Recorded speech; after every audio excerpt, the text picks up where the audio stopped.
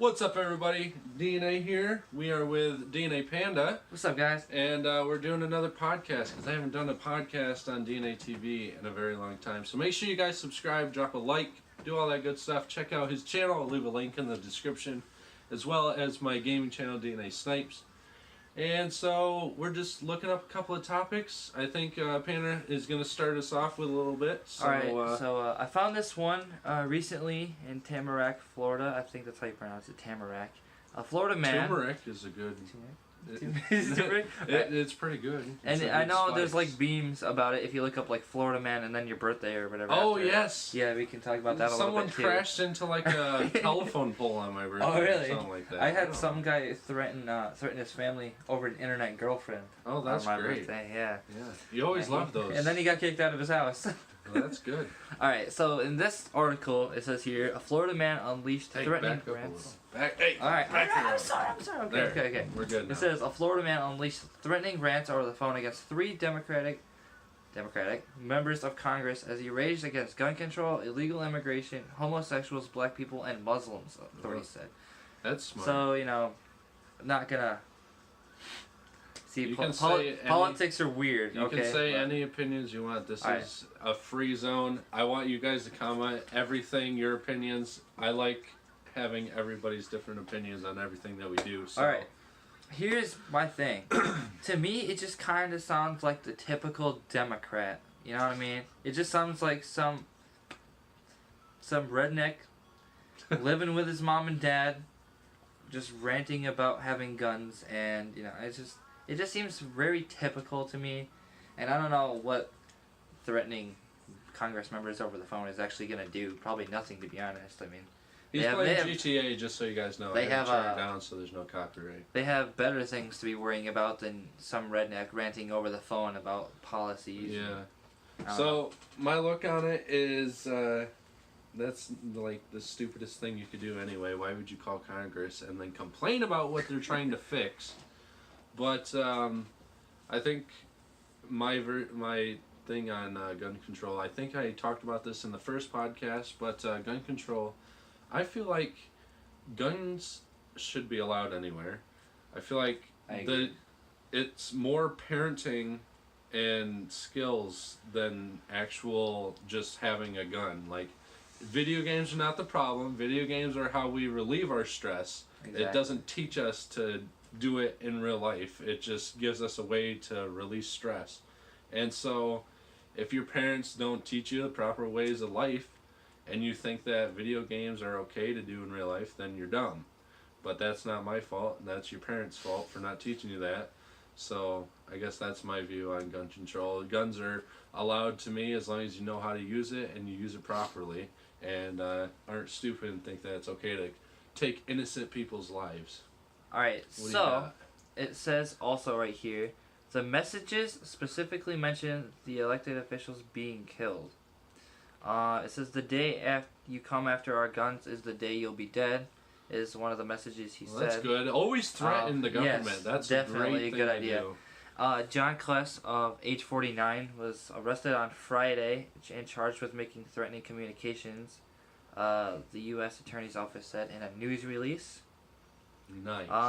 He also, let's see here. He messages left for Tlaib and Booker. I think those are government officials. I'm not sure. If I've had to guess. I don't really care about politics right now. Well, it says here. All I know is there's going to be a wall, and somebody's going to fund it. I don't know if it's going to be the South or not, but somebody's funding that. It says here, he was trying to reference a viral video that was shared by President Donald Trump that purports to show Representative Ilhan Omar of Minnesota, a Muslim, being dismissive of the 9/11 terrorist attacks. Democrats have criticized the video, with some accusing Trump of purposely trying to incite violence against Omar.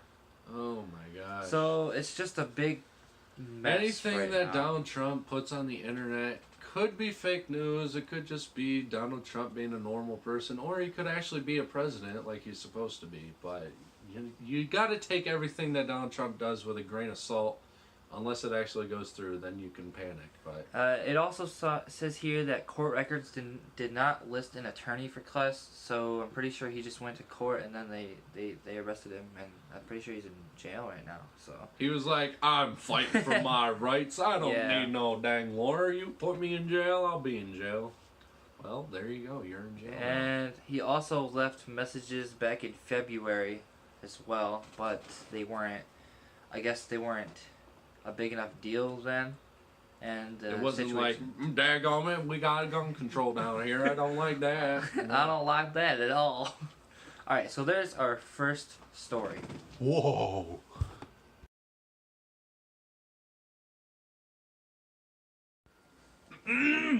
Action. Alright, we're in our segment number 2.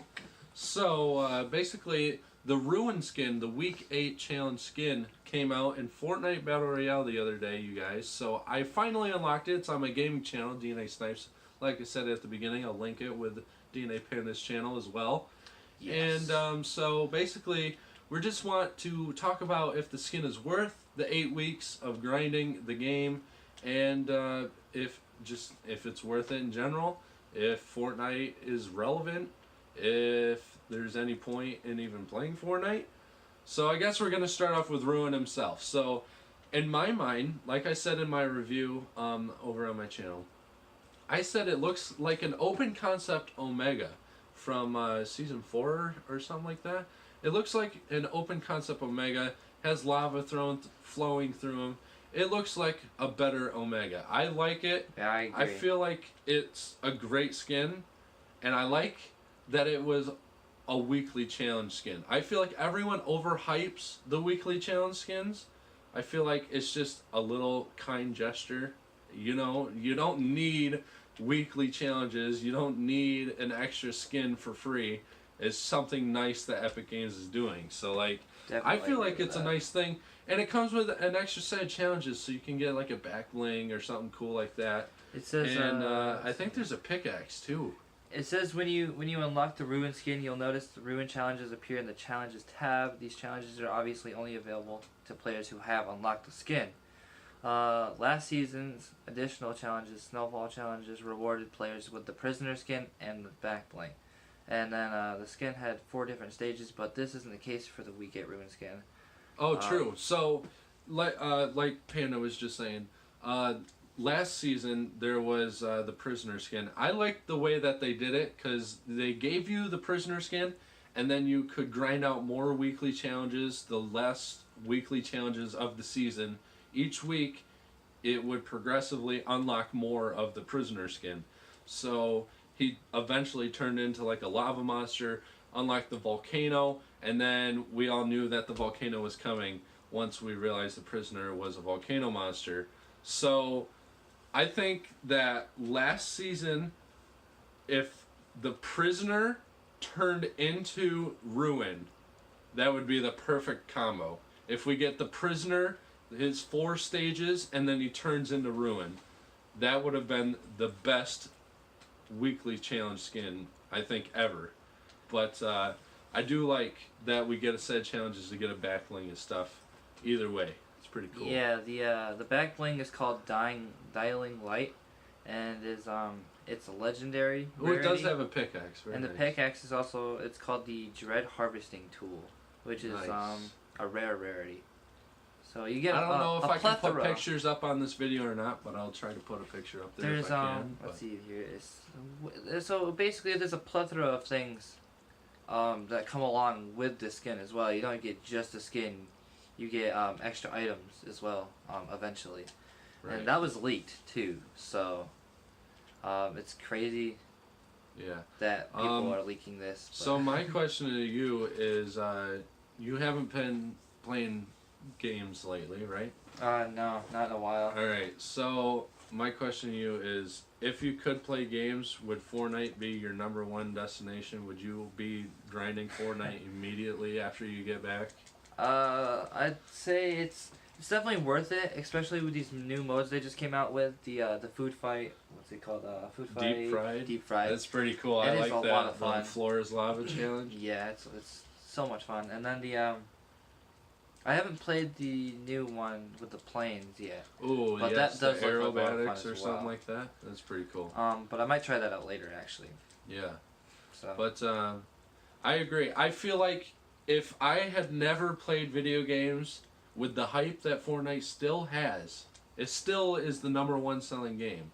I feel like you have to try Fortnite at least once. If you don't like it, don't like it. It doesn't matter to me. Try Apex Legends. Try PUBG. Okay. Try what's that fantasy game that I played the other day? Realm Royale. Try that. Yeah, that looks you like turn a lot of into fun. a chicken when you die. That's so cool. Okay. Let's see here. I brought up the Fortnite Ruin challenges. Ooh, that so I can tell you guys looks these. sexy. And it does look very nice. It looks like almost like a ladybug. So, like if you open up a ladybug, it looks like the inside of that, and it's like all lava. So these challenges seem fairly simple. There's destroy 50 trees, 35 rocks, destroy cars, trucks, or RVs. Got to do 20 of those.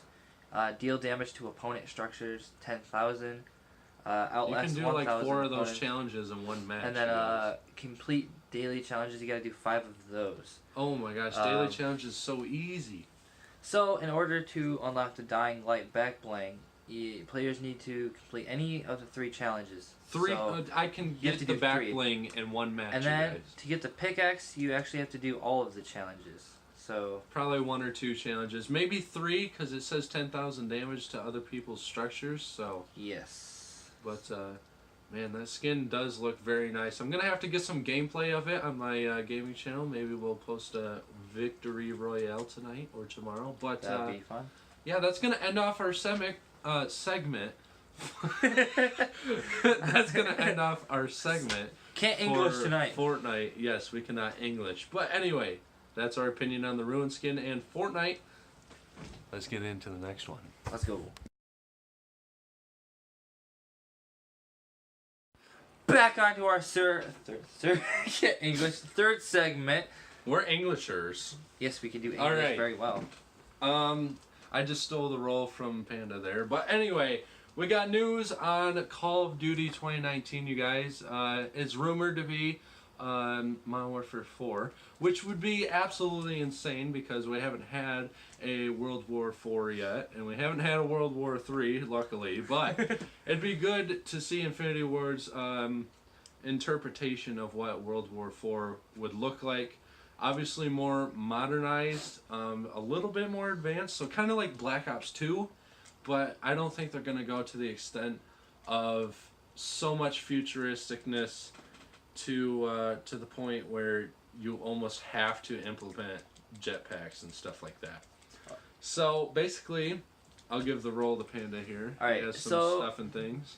Let's see. Okay, so Activision Blizzard's CEO Bobby Kotick says that the new Call of Duty is going to feature an entirely new campaign, as That's well as good. a huge, I like expansive multiplayer world.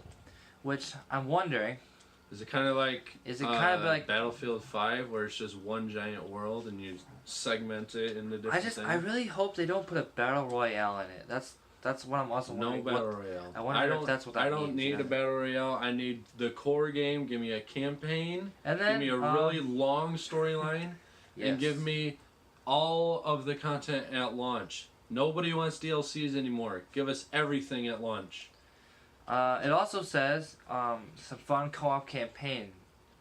That's good. So it's kind of like the survival mode that they had in MW2 and MW3, where like on like round 20 there was like juggernauts and crap, and you could like purchase your weapons as you go through. I like that. I liked that that whole co-op thing. I like that they're straying away from zombies. Zombies has been so hyped up. That's why it's been in all the other Call of Duties up to Black Ops 4. Let Treyarch, the #1 zombies provider, let Treyarch continue zombies, because they are the best storyline. You cannot deny that Treyarch is the best zombies. An amazing storyline. And then let everybody else do their own thing. Do Extinction, do Survival, do something completely different. Activision, I know you guys are out there. You got to do something different, and I like that Infinity War is going back to their roots with the survival mode. I like that a lot. It's going to be great. What you got now? All right, so I'm going to talk about a little bit about Black Ops 4 for a second here. It's just bringing up a point where it says it did not have campaign. That's another thing. The Black Ops 4 switched it for Battle Royale Blackout mode. They completely just got rid of the storyline entirely, and then they focused on more of the social and co-op aspect.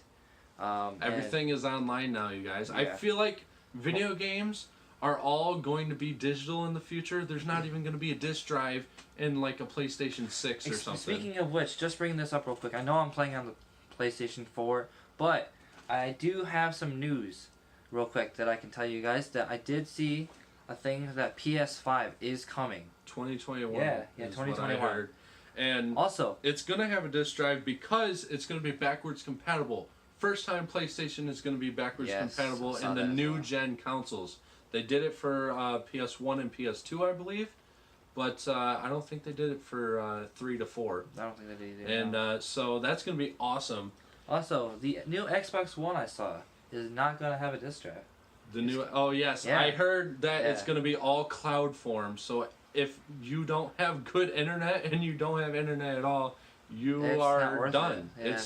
It's so crazy to me. Everybody is gonna want that disc drive. Once they take away our disc drive, we are gonna be solely dependent on internet, and internet prices are gonna go through the roof because everybody's gonna want internet because it's the only way to play your games. So I feel like having the disc drive is good, and I love that PlayStation is coming back with some backwards compatibility, so I can transfer my account right over there. I can transfer my games right over there and be perfectly fine.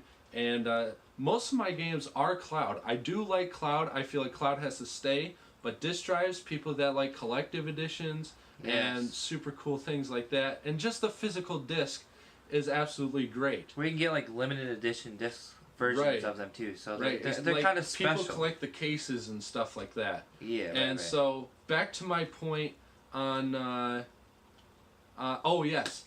I want a game. I want games to start coming out with offline modes. I feel like everything is starting to become all online. You can't even log into a game without being connected to the internet. I feel like Call of Duty needs to come back. We need it. It can be downloadable, but once it's downloaded, I don't want my internet to be used while I play my campaign. Exactly. If I'm playing campaign, that's single player. If I want to play co-op, then I'll get on the internet. But if I want to play split screen, I don't need internet for that. My person is right next to me. We're playing next to each other. Boom. There you go. More offline content. I want that out of all video games. Another thing is that as we keep getting these new consoles and these new games keep coming out, I feel like gaming chat is becoming very irrelevant, and I really wish that'd come back. I know I was a squeaker back in this time, back in Modern Warfare 2 days, and game chat was just so fun to me because everybody would just rip on each other, like the whole pre-game lobby, and my team is better than yours. Search and destroy. You 1v1 me. I'm gonna wreck you. Yes, exactly. The 1v1 spot in Modern Warfare 2. I know a lot of you guys will remember this possibly if you're not like super young. 1v1 me, Rust, bro. Yes, Quick Rust. me on Rust. And I think that's where a lot of us got our start. That's where FaZe became real. Is MW2. That's where everybody knew about FaZe because that's when the quick scope, the try hard, the 360 no scope era is so good. The MLG. That's where that intervention. It's gonna come back, you guys. It's gonna come back. I feel like if the game is actually Modern Warfare 4 and they stick to their roots, this game could turn around Call of Duty. Because right now, I have Black Ops 4. I have the digital deluxe edition. That means all the content, and I deleted the game. I don't even care what new content comes out. I don't care unless they come out with a new Zombies map, or if they come out with the Zombies Chronicles, which is kind of like what they did with Black Ops 3, with all the other maps. I want Buried. I want Transit. I want Die Rise. I want all those old nostalgic maps on my new game, but I don't care for the game right now because everything's behind a paywall. I have to pay extra for this, pay extra for that. I want everything in the base game. I feel like games need to figure what they're doing out, and in the long run, you're going to make more money selling one game for $60 with everything in it because it's going to be dependable. Everybody's going to know about it. Everyone's going to love it because people like me, you know, it's not pay to win, and you know what you're getting. You're not going straight into it like, oh man, I'm going to have to spend an extra $120 just to be as good as somebody who bought the game and has a deluxe edition so they get a bunch of stuff for free. But it's the same price. So put everything in one game and you'd sell a lot more copies. I think Black Ops 4, I gotta chime in real quick. I think Black Ops 4 was like a lot better without the reserve crates as well. Because I've seen multiple YouTubers, for example purposes, they would go and buy a bunch of the what's the care packages?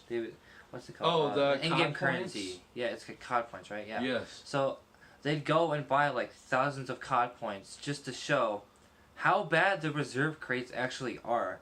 This guy spent like $100 on reserve crates and he got a bunch of stickers and like spray paints and exactly. It was horrible. So honestly, I'd say don't even really waste your money on reserve crates unless you really I'm going to care backlash on EA real quick. Everything that EA does right now is absolutely trash. Every time you guys come out with a brand new game, it's always buggy, and it has microtransactions out the wazoo, and it's pay to win.